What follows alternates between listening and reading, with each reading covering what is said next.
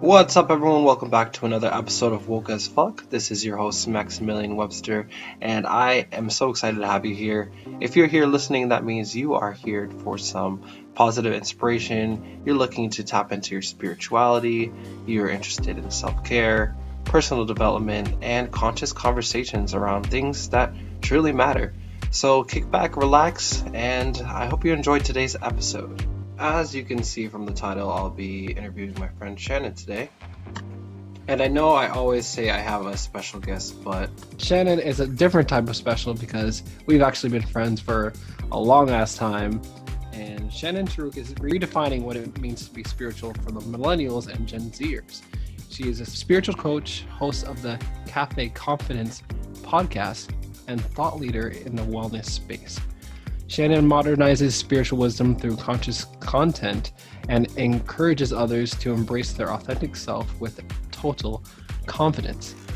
Her top mental health routines include spiritual practices like meditation, daily visualization, and journaling. Her clients have manifested new relationships, received job promotions, and launched their dream businesses. Shannon's personal story of overcoming people-pleasing syndrome and breaking out of her cookie-cutter life is what makes her so passionate about helping others do the same. After years of being stuck in a rut, she gained the confidence to leave her cushiony sales job to pursue her dream and launch her spiritual coaching business. It is her mission to help others find inner happiness and manifest a life they are absolutely in love with. What's up, Shannon? Thanks so much for joining us today. Hey Max, thanks for having me. I always love when we connect and reminds me of our college days together. Yes, it's crazy. We've been driving together since what, 2000, honestly, like 2012-ish, around then. Yeah, 13. Yeah, it sounds about right. Oh my goodness, time flies when you're having fun. Awesome. So let's first get started. Why don't you tell us a little bit about yourself, maybe a little bit about your background, where you're from? Yeah, absolutely. So I am originally from Maryland and I am one of six kids. My parents immigrated from the Philippines and had a family here. So I'm a first generation child.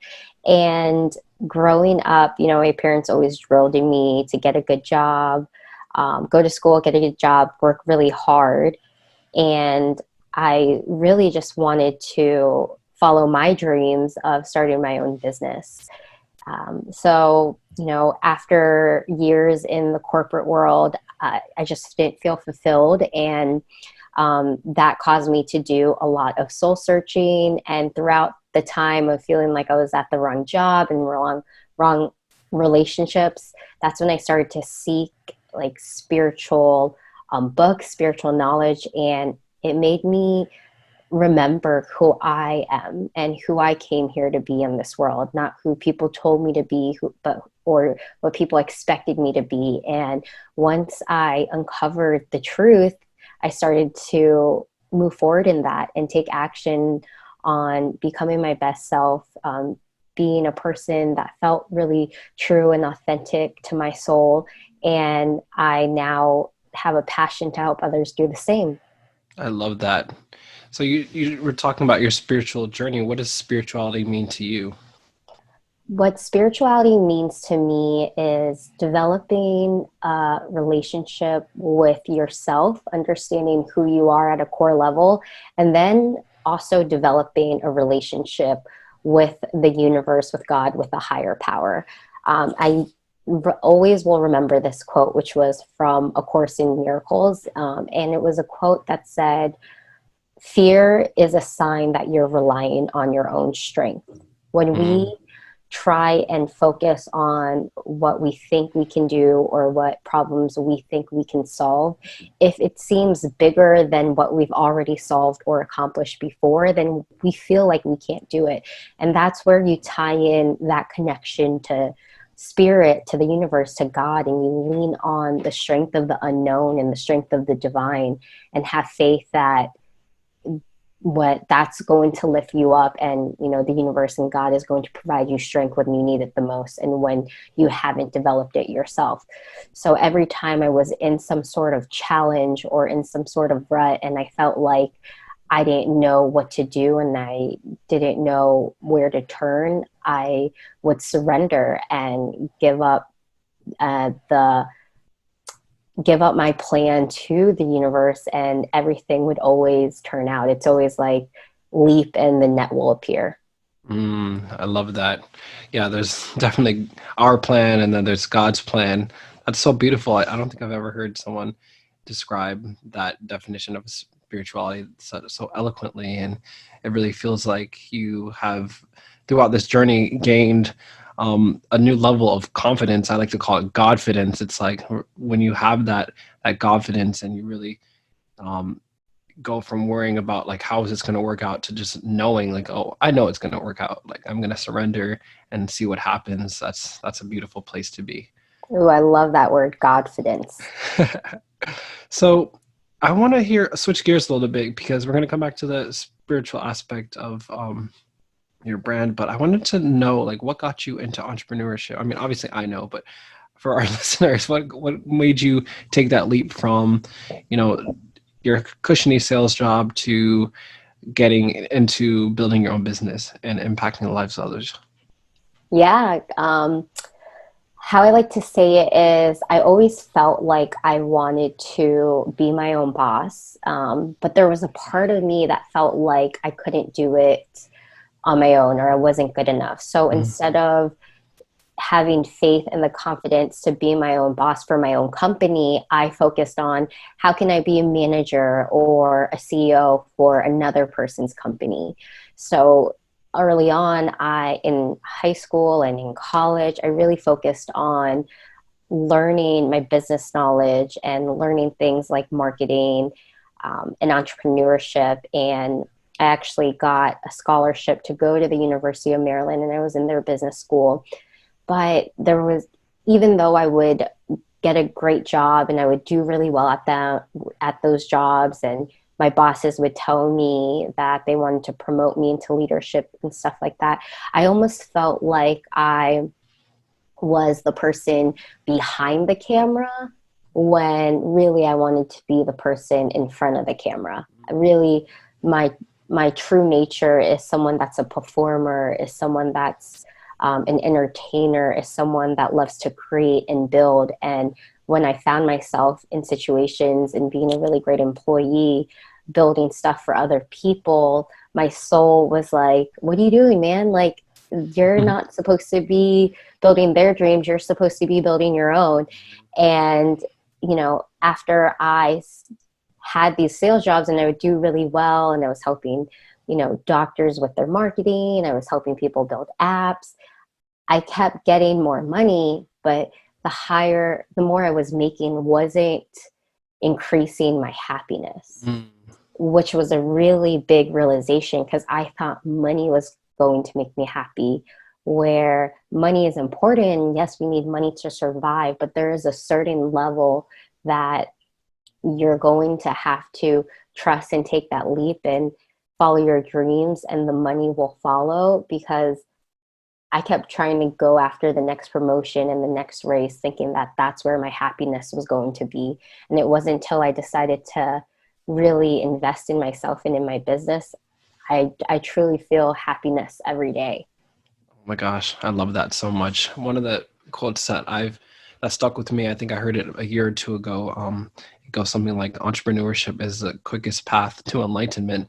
And I really believe that it's true. It really encourages you. And I mean, if you take it seriously, it encourages you to strip those layers back of social conditioning of other people's expectations. And really, it makes you have to define what is success for yourself. And it sounds like throughout the process of you trying these different things and learning more about yourself, like you said, like you wanted to be in front of the camera as opposed to behind the camera. And if there's someone listening to this right now that wants to kind of move into that role, realize that you're gonna have to put in the work anyway. Even if you're doing the work for other people, it's almost going to be the same amount of work. But if you're willing to put that work and focus that energy towards building your own dream, building your own empire, the rewards and the benefits in the end are going to, the payoff is going to be like so much bigger because you're doing it for you and your legacy and your family. And it's like a big difference. Yeah, 100%. I mean, you can fail at something that you don't want, or you can fail at something that you do want. And I decided, if I'd rather, at the end of my life, I would rather say I failed at something that I really wanted Mm-hmm. instead of just failing at something that I didn't even want in the first place. Beautiful, beautiful. So circling back to the spiritual aspect, I am curious what inspired you to add the spiritual aspect to your brand. I have a lot of people that I talk to, and probably someone here listening is like, okay, yes, I am spiritual. Yes, I want to help people, but I feel bad for charging money because I'm a spiritual person. I don't feel right asking people to pay me to do things like this. Like, how did you kind of get over that, and what made you want to really focus on the spiritual side of things?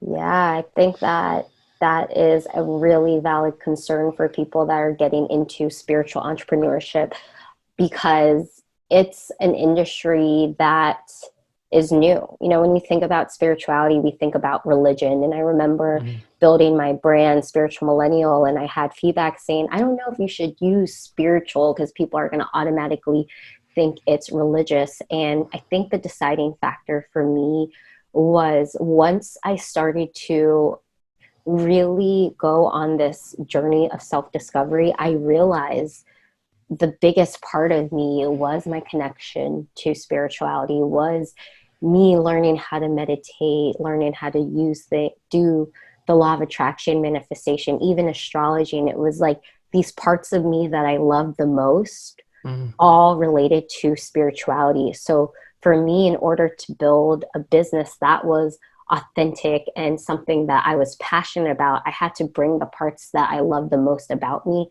to my business. And that's what really made me confident in doing that. And as far as switching the mindset of getting paid for your spiritual gifts, I would start to I remember looking at all the other ways that people would heal, right? Like there are so many other things that people do to either get healthier or heal their mindset or feel happy, feel confident again. And that could be things like going to the real doctor, getting surgery, getting your hair done, getting your nails done, paying for a personal trainer. That was a huge mindset shift that I would look at. I was like, well, people pay for a personal trainer and they don't even ask questions for people to pay someone to help them get their physical body fit.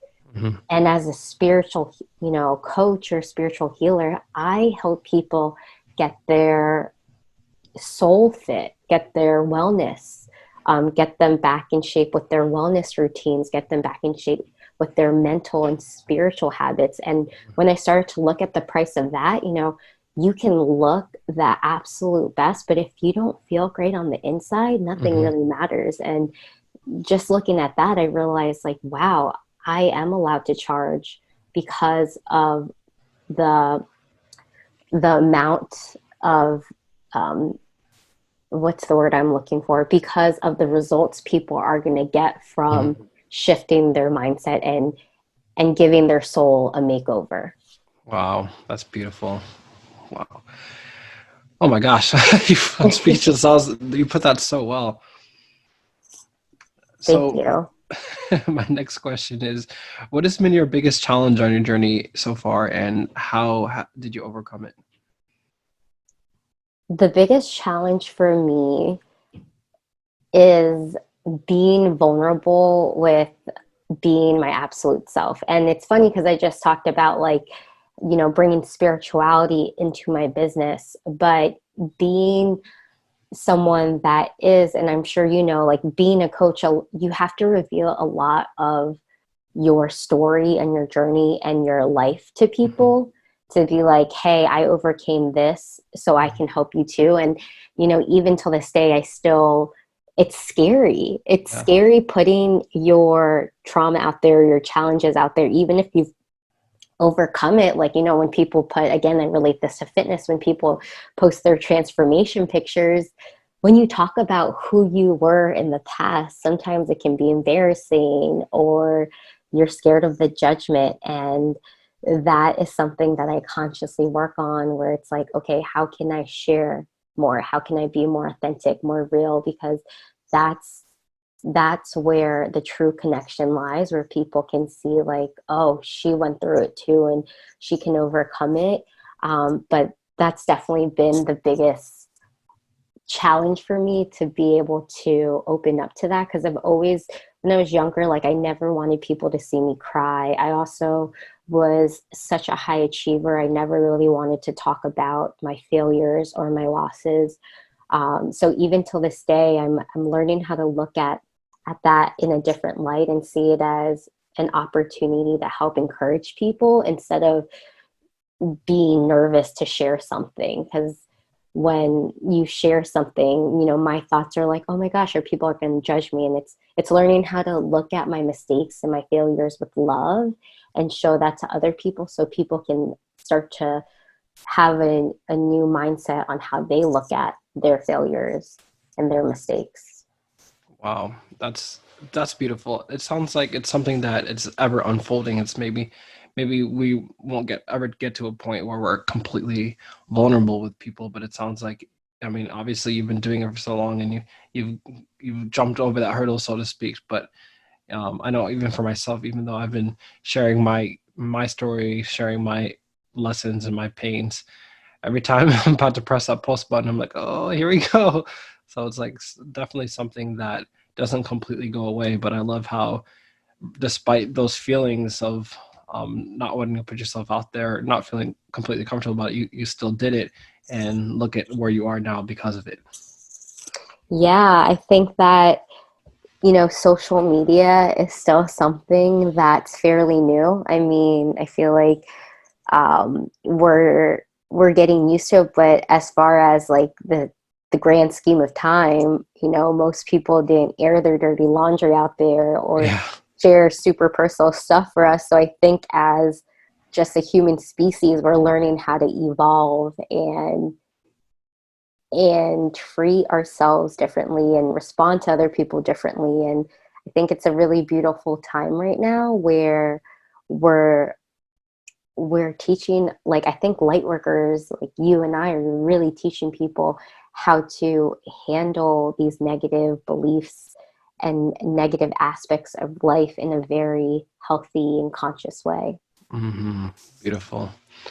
If you feel comfortable, is there a current challenge that maybe you are working through right now, and in the spirit of vulnerability, I do like to keep this podcast and all the content that I have, like, keep it real as fuck. So is there something that you're currently going through that you're maybe still working on, still figuring out, that you'd like to share with us?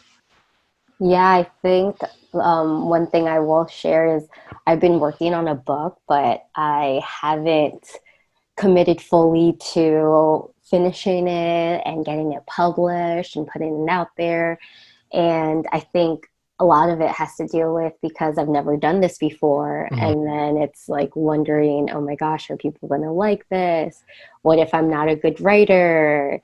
Who am I to be an author? Things like that. So every time I work on tackling a new project, I get kind of scared. I get all these doubts, like, who am I to do this? So that's part of something I'm working on, to stop procrastinating. And I think this quarantine right now is going to help me focus. But even with this quarantine, I have been putting it aside. So it's definitely top of mind to just be like, you know what, stop waiting to write the perfect sentence or write the perfect chapter, and just do it.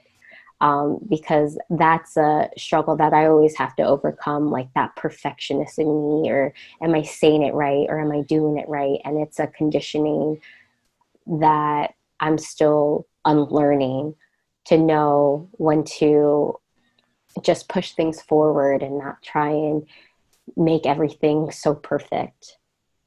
I love that. Thank you so much for sharing that with us. And I I know that you're going to overcome it. I know that just knowing you, you're a high achiever, and even though you're going through this challenge right now, I can't wait to hold that book in my hands and be like, hey, that's my bestie right there. So next question, where do you see yourself taking your brand in the future? Like where is the future of the spiritual millennial? So it really ties into what we just talked about having this fear of writing this book. And every time I go into meditations, I almost feel like I see a glimpse of the future. Mm-hmm. And literally for the past 6 months, every time I go into meditation, I see myself being this best-selling author for spiritual and self-help books. I see myself talking to big crowds and filling up auditoriums and going on these book tours and educating on a mass level. But that's why I'm like, I see where I'm supposed to go, but there's so much resistance. There's a lot of fear with like, can authors make a lot of money? Or, are my books going to be good? Where do I even start? And honestly, it starts with just like writing the story and telling the story. And I really want to tap more into that storyteller of who I am, and what I've learned. And it kind of like brings this conversation full circle with like just being willing to be vulnerable with my experience, putting it out there for everybody to read, speaking more about my challenges, and just being more visible with things that I've learned about myself and things that I've overcome. I see.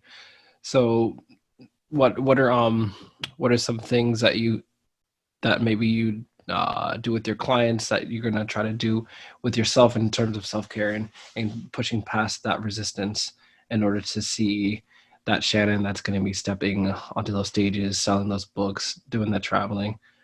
What are some Yeah, practical exercises you'd recommend, or maybe for yourself, but maybe for people listening that could resonate with your message? one exercise that I like to do with my clients is the self-image makeover. And I would do this with myself before I became an entrepreneur or a spiritual coach. And I would basically write out a description of this new person I wanted to be, write out the types of beliefs this person thinks, write out the types of action this person takes. And it's time for me to rewrite what Shannon True, the spiritual self-help author, looks like. And I love that you asked this question because it's really making me realize that I've evolved into who I wanted to be 5 years ago. 5 years ago, I was graduating college, like had no job, was living with my parents, and I had this massive vision to be a spiritual coach and get paid to teach people about spirituality. And now that that vision has come to light, it's time for me to cast a new vision and evolve into that and take time to write out. So if anyone's listening to this, I would say write out like, who do you want to become, and describe that person. Like, this person has this type of belief. This person says this kind of things. This person takes this kind of action. And when you wake up every day and read that vision and start acting as if and start acting like that person, that's when a lot of fun happens, because you start to manifest and attract all these opportunities to make you become that person. Yes, exactly. And I just want to add, there's that is a fun part. There's also the not so fun part where it comes to, like you said before, looking at those beliefs and those ideas and that inner resistance within yourself that's actually stopping you from, not you an individual, but anyone listening. Like that, I would do everything Shannon's just talking about, but on top of that, you can also incorporate some people call it shadow work, but just looking at the inner resistance, looking at, okay, what are the beliefs, what are the stories that I'm telling myself, what part of me believes that, authors don't make money, or what part of me is telling myself that it needs to take 5 years as opposed to 1 year. So there's multiple ways that you can go about doing this. And And I'm just excited for you. I'm just from watching your work and everything that you do. I'm really stoked. And Thank you. You bring a really great point about the shadow work. That is such a huge part of going through your spiritual transformation, is being willing to look at the shit, you know, mhm, excuse my French, but it's being willing to like look you're at good. that, look at the stuff that you don't want to, look at the stuff that you want to ignore. But Mhm, even though you're ignoring it, it doesn't mean it's still lurking in the back of your mind. And there's another saying that says, you know, when you shine light on your fears, then your fears have no power. So mhm. it's actually going to do you more service to shine light on them and to recognize them. And then they can't haunt you anymore. Exactly. And once you clear that space on the inside, it's like once you're doing this vision work, when you're doing the writing the beliefs of your future and really calling in that energy, it almost has a place to stay. It has a place to land. It has a place to move in into your mental and energy bodies. It's like, oh, like you don't have these beliefs about your worthiness or unworthiness or lack thereof or whatever anymore. Like now this can really set, and you can actually take more time to really feel into the excitement of, oh my god, like, wow, I'm gonna do this and I'm gonna do that. And now there's all this real estate within your being that can hold that grand vision and really support you moving forward. 100% agree with everything. um I wanted to say one more thing, just because you were talking about vulnerability and entrepreneurship and kind of your journey of how you, went from making other people money to establishing a brand that was true to you.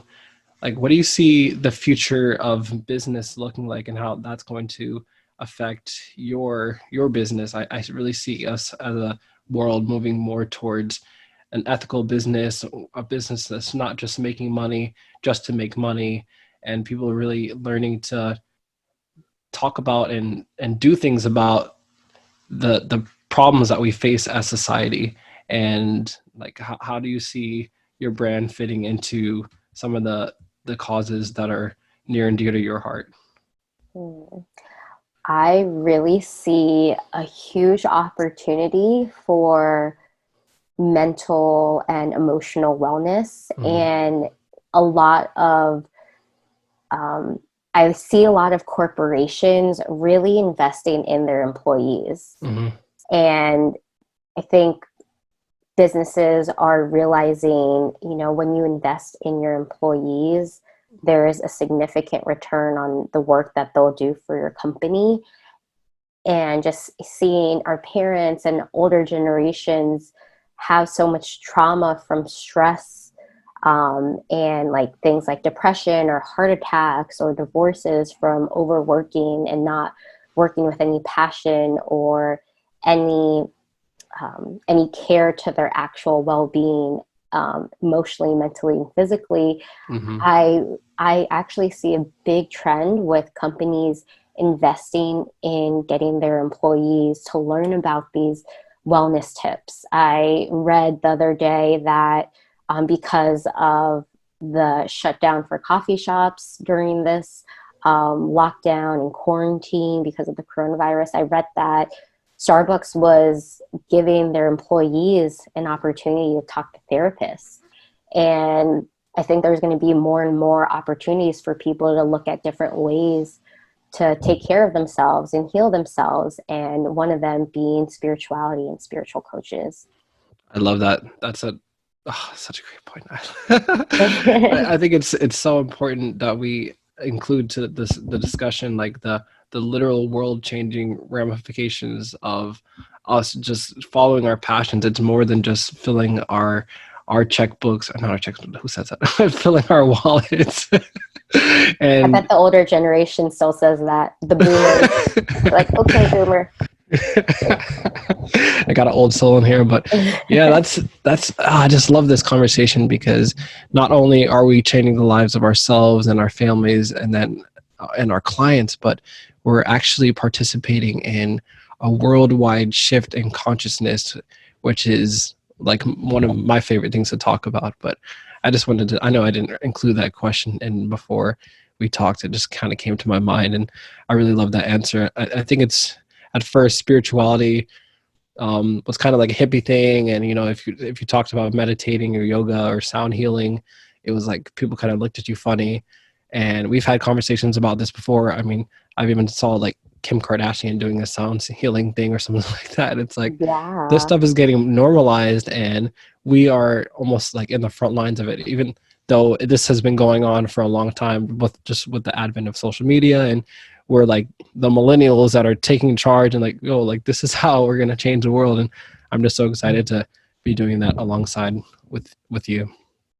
Thank you so much. Yeah, I think, we can see the trend, and it's like yoga almost was probably something that not a lot of people practiced back then. I never even did a yoga class till I moved out here in California in 2015, and now it's so normalized and people Hmm. talk about yoga all the time. And now meditation is starting to be a really big thing. Hmm. Like meditation apps are blowing up, and Yeah. I think before, it wasn't a sexy topic because you couldn't charge people, the pharmaceutical companies, and this is like me getting down the rabbit hole, but Do it. you can't like make money when you're teaching people how to self-heal. Mm, There's a huge business around pharmaceuticals and all of that stuff, and I still think there is a need for that. mm, There are times where the disease of the body and of the thoughts have taken over the body, where it's actually physically manifested into a disease, hmm. and people need some sort of medication to heal or to help them. So I absolutely think there's a place of that, but it would be awesome to see a shift making like self-healing more of a tool, and people, and more mainstream, and people seeing like meditating or tapping or sound healing the go-to to help deal with their problems versus going to the bars every weekend, because that's something that I used to do to try and like self-medicate, to just get drunk and numb my problems. Hmm. And really that's not something that's sustainable or something that's good for my body or soul. Hmm. Wow, Shannon's bringing the woke to the woke as fuck today. And, okay, so I didn't realize how long we were going. I just have one more question. Lastly, if you could share a message with the whole world, what would it be? The message I would share would be, you are in total control of your happiness. And I know if someone is going through something right now and they feel like the world is against them, whether they lost their job or they're going through a breakup, sometimes it feels like that's a lie. Like, how am I in control of my happiness? But it really is true. And it starts from within. And it starts with just taking one thought at a time and focusing on one happy thought at a time. And when you believe that you are in control of your happiness, then you have the motivation and the willingness to take the right steps to gain control of your life. Beautiful. Wow, Shannon. Well, thank you so much for your time today. I really appreciate you taking the time out of your day to do this podcast. This is one I'm probably going to go back and listen to over and over again. Just we've talked about such juicy topics, and it's really game-changing information. And I'm so excited to look back at this in 10 years and be like, wow, like we were really talking about this shit. I know, it's going to be so exciting. And where I could finally be like, I did it. I wrote my book. Books, bestsellers. No, just Exactly. kidding. Yeah. Awesome. So, lastly, how can our people get connected with you? I'm going to include a link below in the YouTube description, but if there's any way you'd like to plug in your stuff right now, this is the time for it. Yes. Well, if they want to consume some fun content, they could follow me on my TikTok at Shannon, or you can also connect with me on Instagram and send me some personal messages. Awesome. All right, everyone. Thank you so much for tuning in to another episode of Woke as Fuck, and I hope you guys have a great rest of whatever day, night, morning. All right. Peace. Bye.